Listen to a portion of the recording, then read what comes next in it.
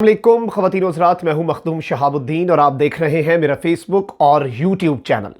France का सदर Emmanuel Macron और फ्रांस इस्लाम मुखालिफ बयानात और गुस्ताखाना खाकों के बाद अगले स्टेप पर आ चुके हैं और इस्लाम मुखालिफ इक़दामात पर उतर आए हैं।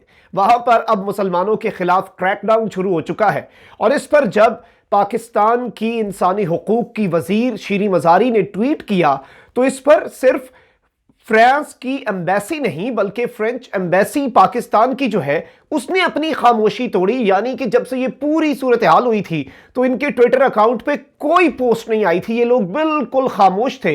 इन्होंने भी खामोशी तोड़ दी और यहां तक कि फ्रांस की वजारत खारजा जो है उसकी जानिब से भी बयान सामने आ गया। आज की इस वीडियो में हम ना सिर्फ शीरी मज़ारी के इस बयान और उसके बाद फिर शीरी मज़ारी के बयान के ऊपर पाकिस्तान के अंदर मौजूद फ्रांस की एम्बेसी जिसके खिलाफ अभी हालिया एहतजाज और धरना भी हुआ उसके बयान का पोस्टमार्टम करेंगे, जायजा लेंगे। बल्कि जो फ्रांस की वजारत खारजा की तरफ से बहुत बड़ा बयान आया है पाकिस्तान के खिलाफ उसे भी आज की इस वीडियो में डिस्कस करेंगे। साथ साथ आपके सामने रखेंगे कि आखिर फ्रांस में अब लेटेस्ट अपडेट क्या होने वाली है, फ्रांस में आखिर अभी अगला इकदाम इमैनुअल मैक्रोन क्या इस्लाम मुखालिफ उठाने वाला है और किसकी शय पे उठाने वाला है, ये सब हम आज की इस वीडियो में डिस्कस करेंगे।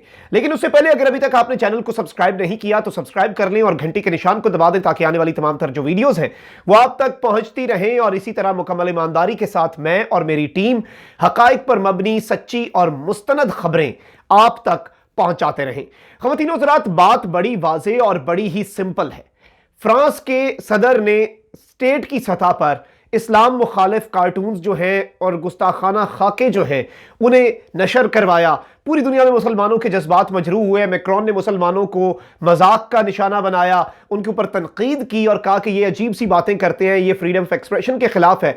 इसके ऊपर दुनिया में कुछ मुस्लिम रहनुमा जो है वो बोले और कुछ खामोश रहे। यूएई जैसे ममालिक तो उनकी सपोर्ट में उतर आए और आदिल अल जुबैर जो हैं और एक और यूएई के जो वजीर खारजा है, सऊदी और यूएई के वजीर खारजा, उन्होंने तो फ्रांस के सदर की स्टेटमेंट को बड़ा ही वो कंसिडर किया और ये डिक्लेयर किया कि ये इस स्टेटमेंट को समझने की जरूरत है। उन्होंने कोई गलत बात नहीं की। फ्रांस बीच में अपने घुटनों पे झुक रहा था लेकिन फिर अरब ममालिक की शय के ऊपर फिर फ्रांस जो है वो अब इस तरह के इस्लाम मुखालिफ इक़दामात पर उतर आया है। और अभी जो रीसेंट अपडेट होने वाली है जिसके ऊपर शीरी मज़ारी ने भी ट्वीट की, ये बड़ी ही खतरनाक है। इसमें अब होने क्या जा रहा है, अब ये करने क्या जा रहा है इमैनुअल मैक्रोन, ये समझने की जरूरत है। अब बेसिकली इसे तो उन्होंने रेडिकल इस्लाम कहा है, यानी इस्लाम के अंदर इस्लाम का एक नया नाम रख दिया इन्होंने कि एक तो इस्लाम है, एक रेडिकल इस्लाम है यानी कि इंतहा पसंद इस्लाम। उसके खिलाफ ये कह रहे हैं कि हम क्रैक डाउन करेंगे। अब ये करना क्या चाहते हैं इसके अंदर, अब जो मैक्रोन है उसने 2 अक्टूबर को एक बड़ी ही सादा बातें कही। उसने कहा 2 चीजें हम अपने मुल्क में अब नहीं लाएंगे। एक तो इस्लाम जो है उसका सियासत के अंदर कोई हमारे मुल्क के अंदर उसका ताल्लुक नहीं होगा, कोई उसका लेना देना नहीं होगा। और दूसरा, कोई और मुल्क हमारे खिलाफ नहीं बोलेगा। ये कोई और मुल्क हमारे खिलाफ नहीं बोलेगा वाली बात तुर्की और पाकिस्तान के ऊपर इन्होंने बात की थी। और इन्होंने बड़ी सिंपल सी बात की है, 2 principles will be inscribed in black and white. और ये अभी 9 दिसंबर को इनकी पार्लियामेंट में डिस्कस होने वाला है, इनकी कैबिनेट में ये डिस्कस होने वाला है। ये जो नया चार्टर ला रहे हैं और जिसके ऊपर इन्होंने सबको बता दिया है कि यही चार्टर होगा, इसके अंदर उन्होंने कहा कि भाई एक बात लिखत पढ़त में ब्लैक एंड व्हाइट हम रिटर्न ला रहे हैं, 2 चीजें हमारे मुल्क में अलाउड नहीं होंगी। रिजेक्शन ऑफ पॉलिटिकल इस्लाम, कि हम इस्लाम को, पॉलिटिकल इस्लाम को हम रिजेक्ट करते हैं, और दूसरा, हम कोई फॉरेन इंटरफेरेंस अपने मुल्क में नहीं चाहिए। इसके ऊपर उन्होंने कहा क्या, we must save our children from the clutches of Islamists. हमें इस्लाम पसंदों के शिकंजे से अपने बच्चों को निकालना है, चाहे वो मुसलमान है चाहे वो किसी और मजहब के हैं। इसके अलावा उन्होंने एक और बात कही, उन्होंने कहा कि जो पेरेंट्स स्कूल के अंदर गुस्ताखाना खाके दिखाने के ऊपर, अपने बच्चों को गुस्ताखाना खाके दिखाने के ऊपर एहतजाज करते हैं, वो मुल्क छोड़ दें, हमें आपकी जरूरत नहीं है। उन्होंने बड़ा एक वाज़ेह मौक़िफ़ अपना लिया और ये लोग टस से मसहब नहीं हो रहे। ये यहाँ पे अब या तो इन्होंने सोच लिया या तो आर होगा या पार होगा, या तो गुस्ताखी को एक स्टेट के लेवल पे नॉर्मलाइज करेंगे, जो नहीं मानता उसे हम अपने मुल्क से निकाल देंगे, चाहे वो फ्रेंच रेजिडेंट है, फ्रेंच सिटीजन है, जो भी है, हम उसे, उसकी हमारे मुल्क के अंदर कोई गुंजाइश नहीं है, ये कहना है इनका। अब हुआ क्या है, मैं अगर आपको बताऊं तो ये इमैनुअल मैक्रोन की एक मुलाकात भी हुई है और ये उसकी मुलाकात हुई है French council of Muslim faith CFCM के ओहदेदारान के साथ। और इसके बाद ही असल ये जो मसला बना, क्योंकि इसके अंदर इस ऑर्गेनाइजेशन के अंदर, French council of Muslim faith के अंदर, जो फ्रांस के अंदर मुकीम टॉप के मुस्लिम लीडर्स हैं, सियासत के अंदर उनका ताल्लुक है, हर फील्ड के अंदर मुसलमान टॉप पे हैं, उनके साथ इमैनुअल मैक्रोन ने एक मुलाकात की और उन्हें कहा कि आपको एक चार्टर जो है उसे अब एक्सेप्ट करना पड़ेगा। यानी अब ये जो चार्टर एक नया कानून ला रहे हैं सिर्फ और सिर्फ मुसलमानों को, ये एक और इनकी तफरीक है कि हम एक नया कानून ला रहे हैं और हर मुसलमान को उसके ऊपर सरे तस्लीम खम करना होगा, मुसलमानों को उसके ऊपर झुकना होगा, मुसलमानों को उसके आगे उसे मानना होगा और उसे तस्लीम करना होगा। और ये चार्टर है किस बारे में? It is against so called radical Islam. और 15 दिन का अल्टीमेटम दिया गया है तमाम तर मुसलमानों को कि इस चार्टर को एक्सेप्ट करें। आप नहीं करते एक्सेप्ट तो आप इस मुल्क से बाहर जा सकते हैं।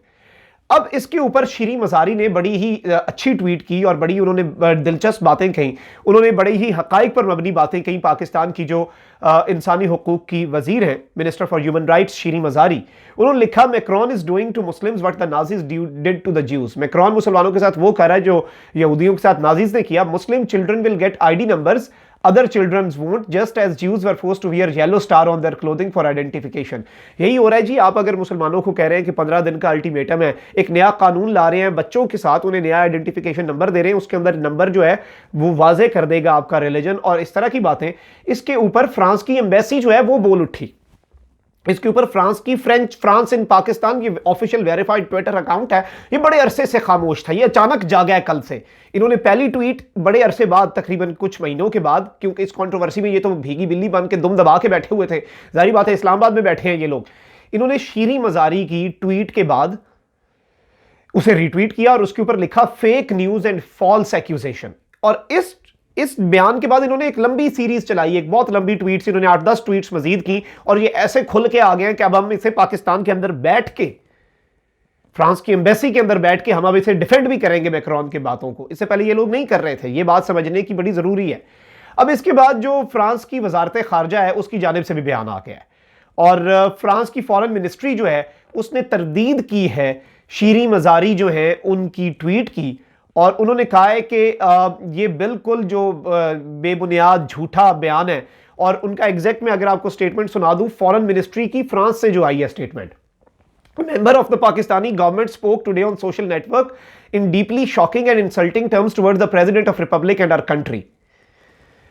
कह रहे हैं कि हमारे सदर के मुतल्लिक बड़ी ही तज़हीक आमेज और उसकी तौहीन की गई है और हम इसकी तरदीद करते हैं। यही तो हम कहते हैं, आपके सदर की तौहीन हो गई और आपने बयान जारी कर दिया, हमारे नबी करीम की तौहीन करो और हम बयान भी ना जारी करें।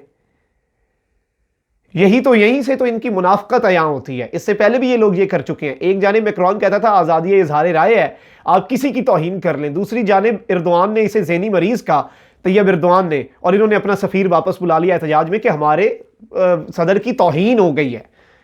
उस वक्त इनकी आज़ादी इजहार राय कहीं नहीं जाती। तो ये सिर्फ और सिर्फ मुनाफकत है, लेकिन इस वक्त ये खुल के सामने आ चुके हैं और ये जंग करने के मूड में है। बीच में ये अपने घुटनों पे झुक रहे थे जब इस्लामी ममालिक की तरफ से ये बायकॉट मुहिम चली, लेकिन फिर इन्हें कुछ इस्लामी ममालिक ने अपनी सपोर्ट का इजहार किया। ना OIC इसके ऊपर कोई बड़ा काम कर रहा है, ना अरब ममालिक इसके ऊपर कोई एहतजाज कर रहे हैं। बहुत से तो ज़मीर का सौदा कर चुके हैं। पहले इन्होंने इसराइल के साथ फ़लस्तीन का सौदा किया, अब इन्होंने हुर्मत रसूल का सौदा कर दिया इन अरबों ने। और इसी शय के ऊपर अब इमैनुअल मैक्रोन जो है वो इस तरह के इकदाम उठा रहा है। और अब तो इन्हें भी जुबान लग गई है, फ्रांस की एम्बेसी को भी, फॉरेन मिनिस्ट्री को नहीं, सिर्फ फ्रांस की एम्बेसी इन पाकिस्तान को। और ये लोग फोर्स कर रहे हैं पाकिस्तानियों को कि कोई बड़ा इकदाम उठाया जाए इनके खिलाफ और इन्हें जो निकालने का यहाँ से चक्कर है और ये जो पूरा प्रोसीजर है जो हालिया मुआहदा भी हुआ फैजाबाद धरने में, उसमें कोई ना कोई तेज़ी लाई जाए।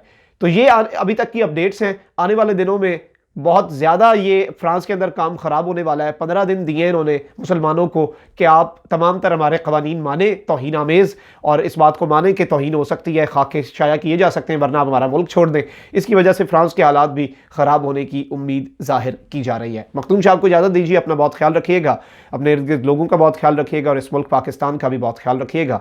अल्लाह निगहबान, पाकिस्तान जिंदाबाद।